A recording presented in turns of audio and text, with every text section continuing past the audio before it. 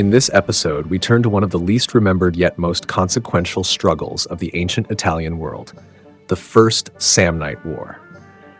This was a war shaped not by grand strategy alone, but by alliances, miscalculations, and the volatile politics of the Italian peninsula. Through detailed narrative and careful reconstruction, this episode will carry you into the rugged landscapes where Roman legions confronted Samnite mountain fighters. We will illuminate the tactics they employed, the terrain they traversed, and the political stakes that defined each campaign. Expect a grounded portrayal of the conflict, its uncertainty, its shifting fortunes, and its far-reaching consequences.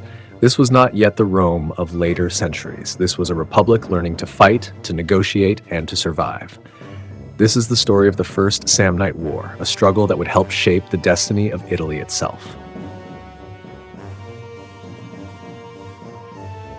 By the early 4th century BC, Rome's territorial expansion had extended southward as far as the river Liris, which marked the boundary between Latium, the homeland of the Latins, and Campania. Today, this river is known as the Garigliano and forms the modern border between the regions of Lazio and Campania. In antiquity, the term Campania referred to the fertile plain that stretched from the river Liris down to the bays of Naples and Salerno, lying between the Tyrrhenian Sea and the Apennine Mountains. The northern part of Campania was home to several small peoples, including the Sidicini, Aurunci, and Ausoni. Further south, the region was inhabited by the Campanians, a group originally descended from the Samnites. Although closely related to the Samnites in origin, the Campanians had developed a distinct cultural and political identity over time. The Samnites themselves were a powerful confederation of 4 tribes who lived in the mountainous interior east of Campania and were regarded as the dominant force in the region during this period. The peoples of Campania, including the Samnites, Campanians, and Sidicini, shared a common linguistic heritage, all speaking dialects of the Oscan language, which was widespread throughout central and southern Italy. In the first half of the 4th century BC, the Samnites, who controlled the rugged Apennine Mountains in central Italy, began to move southward, coming into contact with the fertile plains of Campania. Recognizing the richness of the land, the Samnites decided to expand their territory by attacking the city-states of Campania. According to the historian Livy, the conflict that became known as the First Samnite War was triggered when the Samnites attacked the Sidicini, a tribe located to the north of Campania, with their principal settlement at Teanum Sidicinum. The Sidicini, unable to defend themselves against the Samnites, sought assistance from the Campanians. However, the Samnites proved victorious in a battle fought within Sidicine territory. They then turned their focus toward the rest of Campania. The Samnites first captured the Tifata Hills, which overlooked the city of Capua, and established a stronghold there. With this position secured, they marched down into the plains between the hills and Capua. In a second battle, the Samnites defeated the Campanians once again, forcing them to retreat behind their city walls. Faced with this growing threat, the Campanians appealed to Rome for assistance, marking the beginning of Roman involvement in the conflict. To fully understand the Samnite involvement in Campania, it is necessary to look back to an earlier period.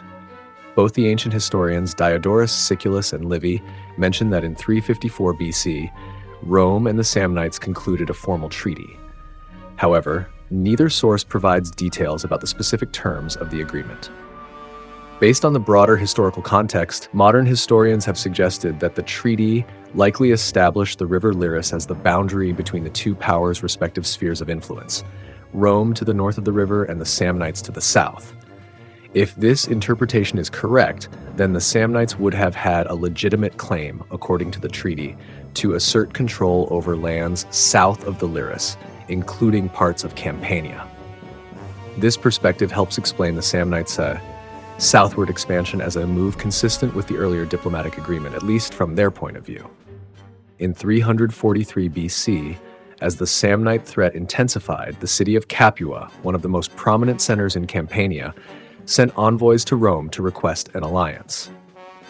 The Campanian ambassadors were granted an audience with the Roman Senate, where they delivered a carefully crafted appeal.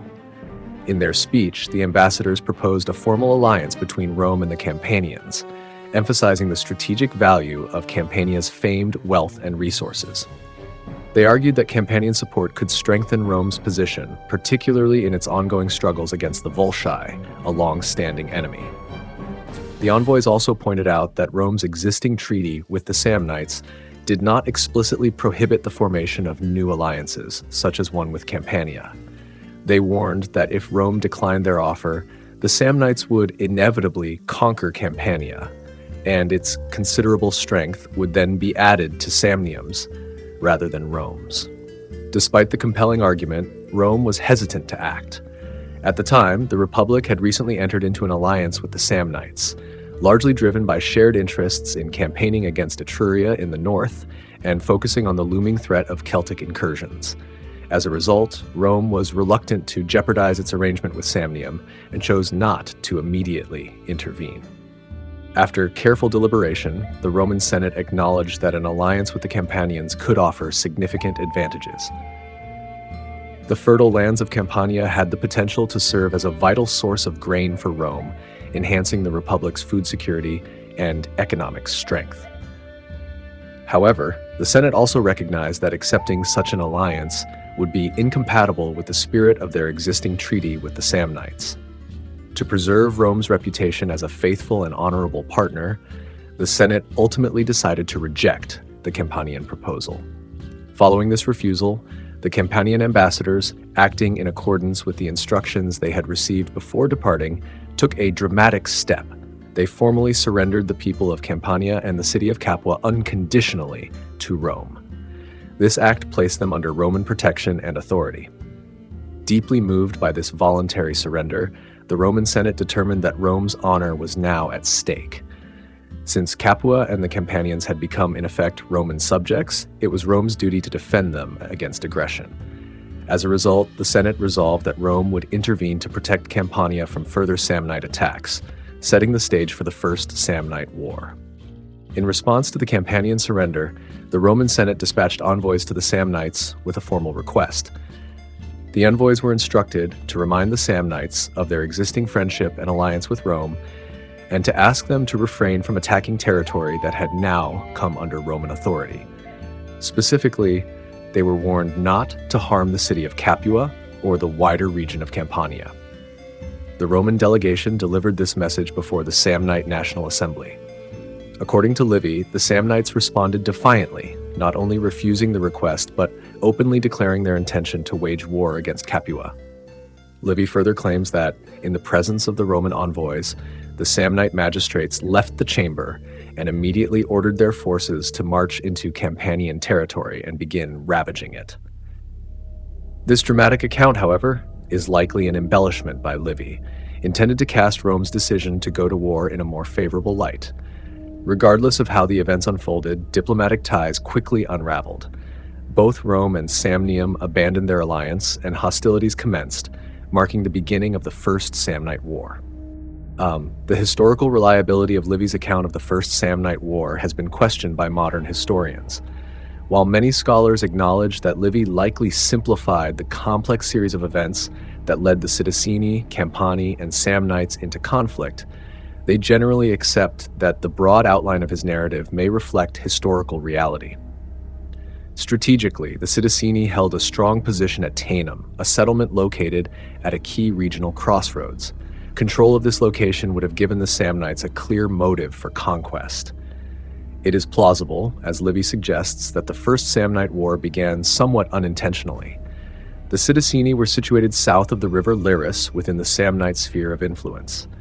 Furthermore, the treaty between Rome and Samnium may have only applied to the middle stretch of the Liris, not its lower course, where the Sidicini were located. This geographic detail suggests that Rome was not particularly concerned with the Sidicini's fate and had no initial reason to intervene in the conflict. What drew Rome into the war was not the Samnite campaign against the Sidicini, but rather the unexpected involvement of the Campani, whose surrender to Rome transformed a local conflict into a broader war between Rome and Samnium. Many modern historians have questioned the historical accuracy of Livy's account of the Campanian embassy to Rome, particularly his claim that the Campani surrendered themselves in the city of Capua unconditionally into Roman possession. At the time, Capua was one of the wealthiest cities in Italy, and it seems unlikely that after only 2 military defeats, such a prosperous city would have been reduced to such desperation that it would willingly give up its independence. This skepticism is further supported by later events. During the Second Punic War, Capua famously defected to the side of Carthage, suggesting that its loyalty to Rome may not have been as deeply rooted or long-standing as Livy's version implies. Based on these observations, the historian E.T. Salmon argued that the story of the Campanian surrender in 343 BC was likely a later invention by Roman historians. According to this view, the tale served a dual purpose. It excused Rome's breach of its treaty with the Samnites in 343 BC and justified Rome's harsh punishment of Capua in 211 BC for its support of Hannibal. However, not all scholars agree. Historian T.J. Cornell accepts Livy's version of the surrender as plausible, pointing out that voluntary submission was a common diplomatic practice in the ancient world. In this context, the Campanian surrender may have been a strategic move to gain Roman protection, rather than a complete loss of autonomy. Livy presents Rome's intervention on behalf of the Campani as a noble and selfless act, a narrative consistent with the broader theme in Roman Republican histories that sought to portray all Roman wars as just and defensive. Such portrayals reflect the values of Roman aristocratic culture, where military success was the primary path to personal prestige and political advancement. Roman historians, writing centuries later, often shape their narratives to reflect these ideals. However, evidence from later, better documented periods shows that the Roman Senate was perfectly capable of using diplomacy to justify expansionist wars. There is little reason to assume this kind of strategic behavior did not also exist in the second half of the 4th century BC.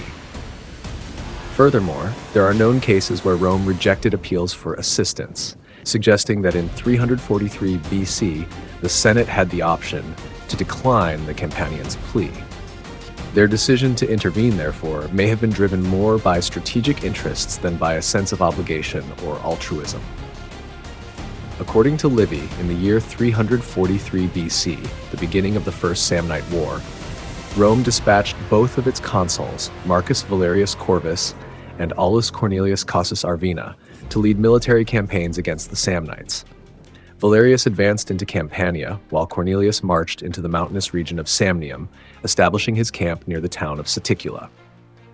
The Samnites, expecting the main conflict to unfold in Campania, had concentrated a large force there and were eager for battle.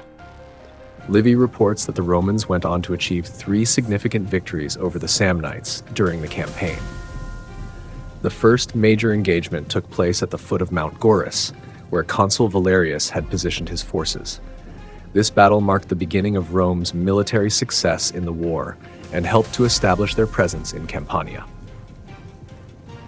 After several days of minor skirmishes to probe the enemy's strength, Consul Marcus Valerius Corvus judged that the time had come for a full-scale engagement. The Roman army broke camp and advanced toward the Samnite positions. As the morning mist lifted from the mountain slopes, the Roman army moved forward in tight, disciplined ranks, their shields interlocked and spears ready. The Samnites, more accustomed to fighting in irregular formations suited to their mountainous homeland, were also prepared for the clash. Then the 2 armies advanced, and the battle began. The clash was brutal and evenly matched. Javelins filled the air in the opening volleys, followed by the grinding noise of shields smashing into spears. On both sides, men fought fiercely, each side determined to gain control over the fertile plains of Campania. The Roman legions held their lines with discipline, but the Samnites responded with fierce, unrelenting charges. For a long time, neither side could gain the upper hand. The clash at the foot of Mount Gaurus had ground into a brutal deadlock. The disciplined Roman infantry and the fiercely determined Samnites were locked in formation, neither side yielding an inch. Dust and blood filled the air as spear points glittered under the Campanian sun, and the thunder of iron on shields echoed through the valley. Consul Marcus Valerius Corvus watched from his position near the center of the Roman line, his eyes scanning the enemy ranks. The Samnites were holding firm, too firm. The Roman phalanx had pushed, probed and pressed, but the enemy refused to break. Hoping to shatter their formation and break the stalemate, Valerius ordered his cavalry forward. In a thunderous charge, Roman horsemen slammed into the Samnite front, but it was no use. Cramped between the lines and unable to maneuver, they found no opening. Their momentum stalled. Lances splintered harmlessly on shields. Unable to penetrate the wall of spears, the cavalry wheeled around, their charge a wasted effort.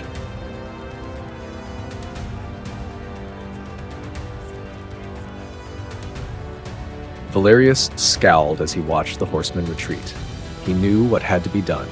Without hesitation, he dismounted. The consul strode to the front ranks of the infantry, dust clinging to his greaves, his sword drawn and gleaming. He raised his voice above the noise of battle, shouting so all could hear, "Soldiers! This task belongs to us now, the infantry. I will not ask you to go where I will not lead. Watch me. Wherever I carve a path through the enemy lines, follow. Cut down every man in front of you. Soon, where now you see a wall of spears, there will be only the corpses of the fallen." At his signal, the Roman cavalry peeled off to the flanks, making room in the center. A tense silence fell over the legionaries. Then Valerius raised his sword high and charged. He struck the first Samnite warrior head-on, the clash of iron sharp and sudden. One stroke was enough. The enemy fell, and with a roar, the Roman soldiers surged after their consul. Line after line of legionaries smashed into the Samnites with shields forward and spears drawn.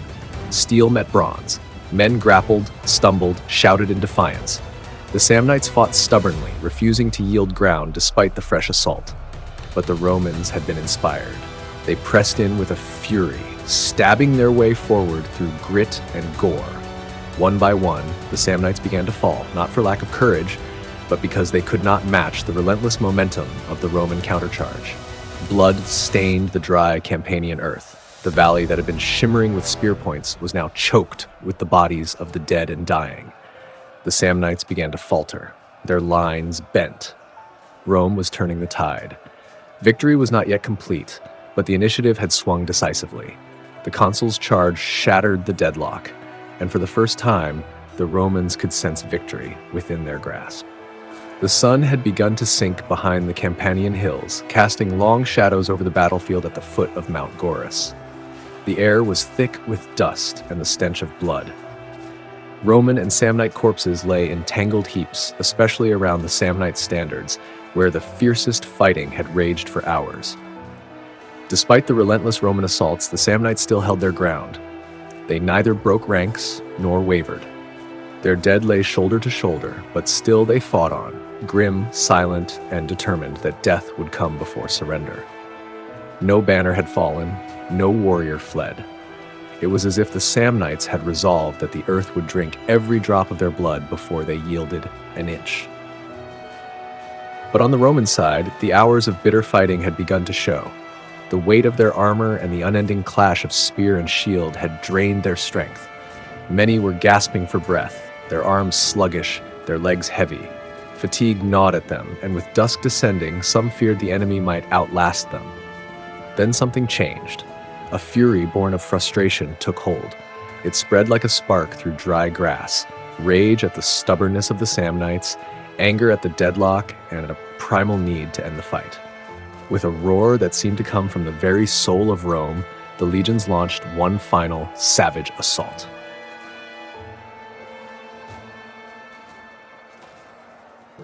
There was no formation, no calculated maneuver, only a mad, all-consuming charge. The Romans hurled themselves at the Samnite line like a storm. Their eyes glowed with something terrible and inhuman. Their faces were wild, contorted with exhaustion and fury like the visages of men possessed. And at last the Samnites wavered. One by one their lines bent, then buckled. Some turned to flee, others threw down their weapons. The Roman swords found new strength, cutting down enemy after enemy. Panic swept the Samnites like a plague. Soon prisoners were being dragged from the chaos, and bodies fell in droves. It was no longer a battle, it was a rout. Had the sun not slipped beneath the horizon, the entire Samnite force might have been annihilated. But night cloaked the battlefield, ending the slaughter. Darkness saved what little remained of the Samnite army. Even the Romans, hardened as they were, admitted they had never faced such a stubborn foe. When captured, Samnites were later asked what finally broke them. They did not speak of numbers or tactics. They spoke of fear, of the Romans' eyes, which had burned like fire, and their faces, which looked like madmen. It was not strength of arms that unmade them, they said, but the sight of something terrifying in the Roman soul. That night, the Samnites fled under cover of darkness. By dawn, their camp was empty. The Roman legions advanced without resistance and took possession of it. Soon after, the citizens of Capua arrived, men, women, even children, streaming out to greet the victors. Cheers echoed across the plain, and the exhausted Romans were welcomed not just as warriors, but as saviors. Modern historians are generally skeptical about the accuracy of Livy's account of the Battle of Mount Gaurus. They argue that little, if any, of the detail he provides comes from reliable contemporary records. Instead, Livy's descriptions of battles from this early period are widely considered to be literary reconstructions, crafted either by him or by his sources, rather than factual reports. The Battle of Mount Gaurus, in particular, would have been especially prone to such embellishment, as it marked the first recorded clash between the Romans and the Samnites. Claims of heavy Samnite casualties are likely exaggerated, and the heroic role assigned to Marcus Valerius Corvus may also have been inflated over time. Furthermore, modern scholars point out that the idea of nightfall halting the fighting, a detail often repeated in Roman historical narratives, was sometimes used to obscure less decisive outcomes or to conceal Roman setbacks. While Livy's account of the Battle of Mount Gaurus offers a vivid narrative, modern historians urge caution, viewing much of it as literary reconstruction rather than factual history. The true scale, location, and outcome of the battle remain uncertain, but what is clear is that Rome's clash with Samnium in 343 BC marked the beginning of a long and defining rivalry, one that would soon continue at the Battle of Saticula. In the aftermath of their victory at Mount Gaurus, Roman confidence was high. Consul Aulus Cornelius Cassus, hearing of the triumph of his colleague Marcus Valerius Corvus, was eager to prove himself. He pushed deeper into Samnite territory, determined to press the advantage. But the landscape had changed. The fertile plains gave way to rugged hills and narrow defiles, perfect terrain for an enemy born and bred in the mountains. The Samnites, masters of ambush and mobility, had not been crushed. They had simply withdrawn, waiting, watching, and preparing to strike. It was in this unforgiving landscape near the town of Saticula that Roman fortunes would again be tested. Cassus led his army through a narrow pass, unaware that Samnite forces had already occupied the high ground above. The trap was set. As Cassus led his forces through a narrow defile near the town of Saticula, the enemy lay in wait. Samnite warriors had taken the high ground, their positions hidden among the ridges. The Romans had marched straight into a trap. Escape was nearly impossible. The towering cliffs hemmed them in, and the Samnites were ready to strike. As the Roman column advanced, figures emerged on the slopes above, javelins glinting in the sun, slings whirling overhead. The exit was sealed. There was no room to maneuver, no space to form battle lines.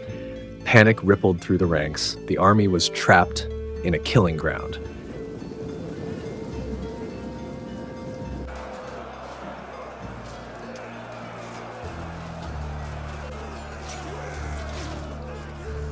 In that moment of crisis, one man stepped forward, Publius Decius Mus, a young military tribune with a daring plan.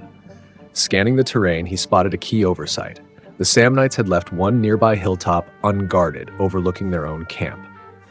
Realizing the only path to salvation, Decius approached the consul with a bold request to lead a detachment of volunteers, seize the unoccupied height, and launch a diversionary attack to threaten the enemy camp. If successful, it might draw the Samnites away from the main defile and give the trapped Romans a fighting chance. With the consul's approval, Publius Decius Mus selected a detachment composed of hastati and principes from one of the Roman legions. These were among Rome's younger and more agile infantry, ideal for the difficult climb ahead. Moving swiftly and with discipline, the detachment advanced up the unguarded slope. The Samnites, focused on the trapped Roman column below, failed to notice the movement until Decius and his men were nearly at the summit.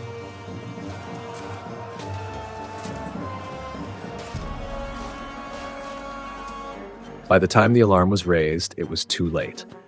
The appearance of Roman soldiers on the heights overlooking their camp threw the Samnite ranks into confusion. Fearing an attack from above, or worse, the presence of a second Roman army, the Samnites faltered. The distraction was all the Roman consul needed.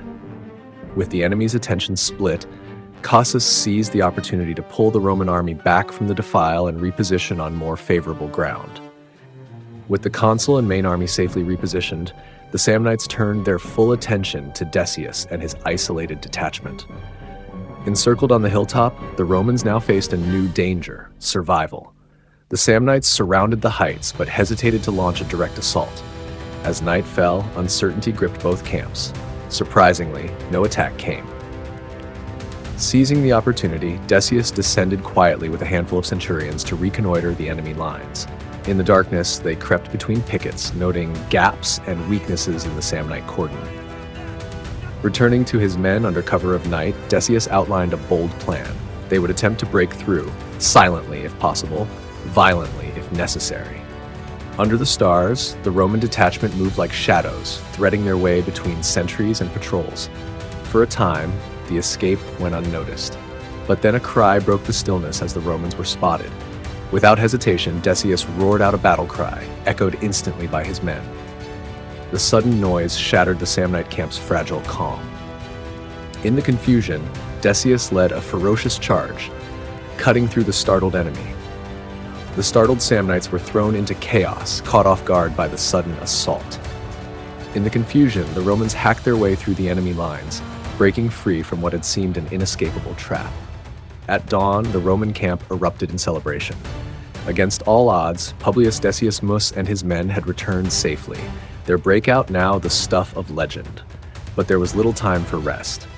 Riding the momentum of Decius's daring escape, the consul Aulus Cornelius Cassius, at Decius' urging, ordered a full assault on the unsuspecting Samnites. The enemy, still disoriented from the night's events, were caught completely off guard. The Roman legions struck with fury.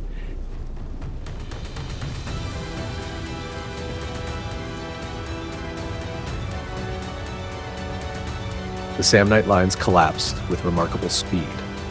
As panic spread through their ranks, many attempted to flee, but with no clear route of escape, disorder turned to disaster. The Roman forces pressed the advantage, swiftly overrunning the enemy camp and cutting down those who attempted to resist. Ancient sources claim that as many as 30,000 Samnites were killed in the ensuing chaos, though such figures are likely exaggerated. Regardless of the precise numbers, the outcome was decisive. The Romans held the field, and their victory was complete. What began as a desperate attempt to avoid annihilation had become a resounding triumph, achieved through a combination of strategic improvisation, bold leadership, and the disciplined resolve of Rome's soldiers. While ancient sources portray Decius Mus as a heroic savior, modern historians have questioned the reliability of this account.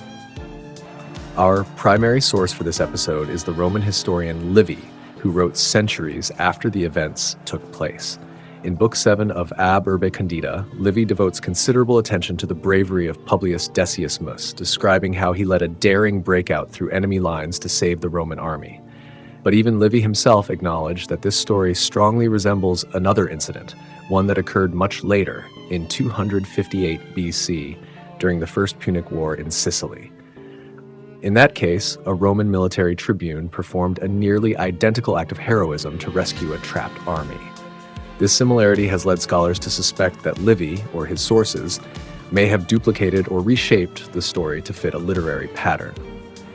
In 1967, historian E.T. Salmon pointed out several additional parallels between the Battle of Saticula and later Roman battles, raising the possibility of what scholars call doublets, repeated story elements across different historical events.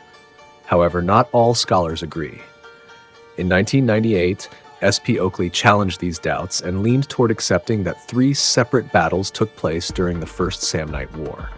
He argued that while similarities exist, they do not necessarily prove invention or error. It's also important to consider Livy's broader style. His narrative of the Samnite Wars often includes ambushes, surprise attacks, and heroic rescues, motifs that some critics see as formulaic. But given the mountainous terrain of Samnium, where narrow passes and ambushes were a military reality, these patterns may simply reflect the nature of the conflict itself. In the end, the tale of Publius Decius Mus may well have been embellished over time, shaped to mirror Rome's ideals of courage and self-sacrifice. But that doesn't mean it's pure fiction. It's entirely possible that Decius did perform some extraordinary act of bravery in 343 BC, one that was remembered, retold, and eventually mythologized into the version we have today. The victory at Saticula significantly bolstered Roman morale and enhanced the Republic's military prestige. Within the span of just a few days, both Roman consuls, Marcus Valerius Corvus at Mount Gaurus and Aulus Cornelius Cassus at Saticula, had secured major victories. These successive triumphs not only demonstrated Rome's growing military capability, but also its ability to adapt under pressure. Strategically, the defeat at Saticula dealt a severe blow to Samnite confidence. Though the First Samnite War was far from over, the battle revealed the limits of even well-prepared ambushes when faced with disciplined and determined Roman resistance. Moreover, it reaffirmed Rome's readiness to carry the fight into the heart of enemy lands, sending a clear and unmistakable message to both allies and rivals throughout the Italian peninsula. As the campaigning season of 343 BC drew to a close, Rome prepared for one final strike. The decisive confrontation would unfold near the town of Suessula, where Marcus Valerius Corvus would once again take command against a large Samnite host gathered for a final stand. After the clash at Saticula, the war did not slow. The Samnites, though checked in the field, were far from broken. They withdrew only to gather their strength anew, calling on their rugged mountain warriors to march once again into Campania.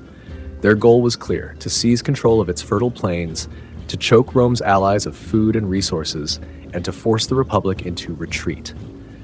The Romans, however, understood the danger. Victories at Mount Gaurus and Saticula had raised their prestige, but hesitation now could unravel all that had been won. With resolve hardened, they prepared to meet the Samnites once more, determined to prove that Rome's triumphs were no accident, but the dawn of a rising power. It was in this tense moment that Suessula became the next battlefield. More than just a city, it was the key to supply, survival, and influence in Campania. Whoever held Suessula would tip the balance of the war. Our knowledge of these events comes to us through the Roman historian Livy.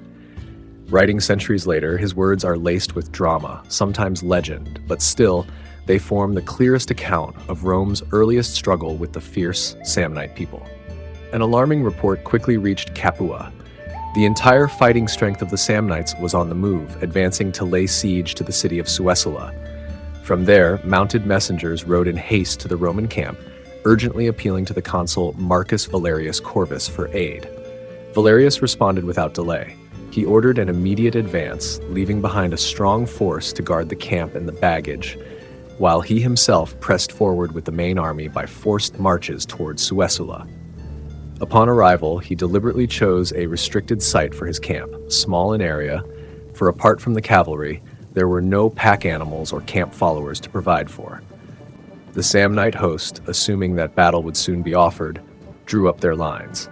When no Roman attack came, they marched instead upon the Roman camp, prepared to storm it.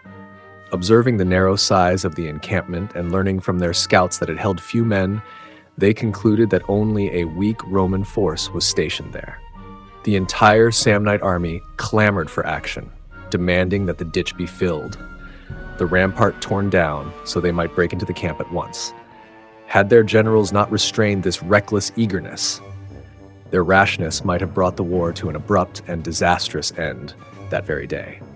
As it happened, however, the vast numbers of the Samnite army quickly began to exhaust their supplies. With their path towards Suessula blocked by the Romans and the battle still delayed, they were now on the verge of serious scarcity. Convinced that the Romans were too fearful to venture beyond the safety of their camp, the Samnites sent out foraging parties into the surrounding fields. At the same time, they believed the Romans themselves would soon be facing hunger.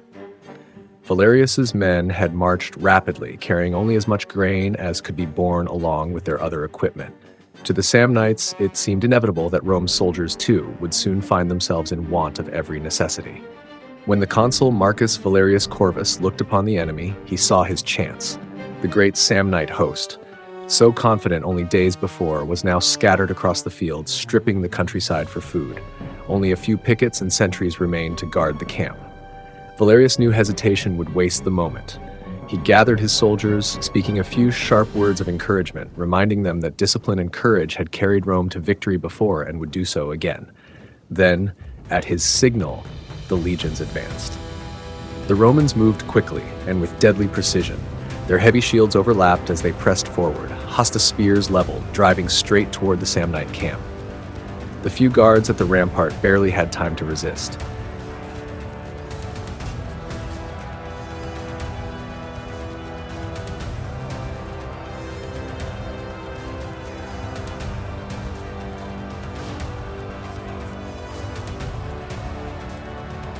Surprised and overwhelmed, they fell back under the weight of the Roman charge. With a roar, the legions poured through the gates. The assault was sudden and merciless. Inside the camp, the Samnites were unprepared. Many were still in their tents, their weapons and armor scattered, expecting no attack.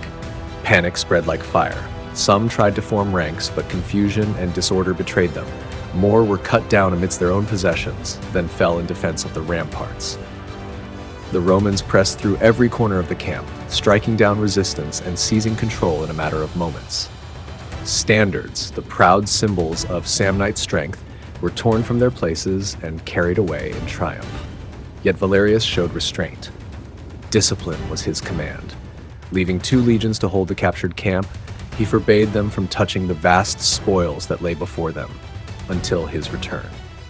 Once the Samnite camp was secure, Marcus Valerius Corvus prepared to deliver the final blow. He advanced with his men in open column, moving swiftly across the fields, while his cavalry fanned out in all directions. Their orders were simple, but merciless. Round up the scattered Samnite foragers as if they were game, and drive them back against the waiting Roman infantry. What followed was less a battle than a massacre. The Samnites, caught unarmed or burdened with supplies, were seized with panic. Terrified, they no longer knew where to rally, under which standard to assemble, or whether to flee back toward their camp, or scatter further across the countryside. Confusion and fear dissolved their ranks before they could even form them. Roman horsemen cut down men in the fields, striking swiftly before the Samnites could defend themselves. Others were driven in desperate groups toward the advancing legionaries, who met them with leveled spears and unyielding shields. The rout became complete. So great was the terror that it left a field littered with abandoned arms.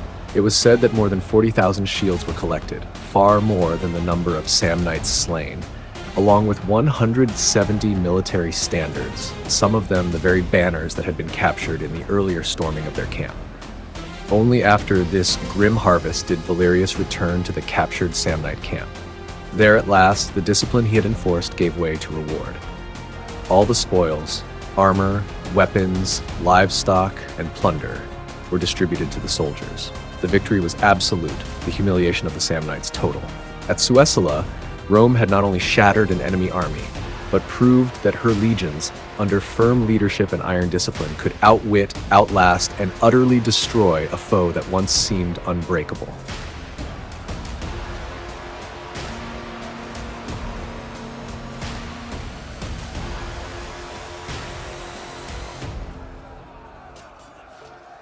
According to Livy, with the close of the campaign season, both Roman consuls were honored in Rome with a triumph. The Carthaginians, Rome's allies since their treaty of friendship in 348 BC, formally congratulated the Republic on its victories by sending a golden crown weighing 25 pounds to be dedicated in the temple of Jupiter Optimus Maximus.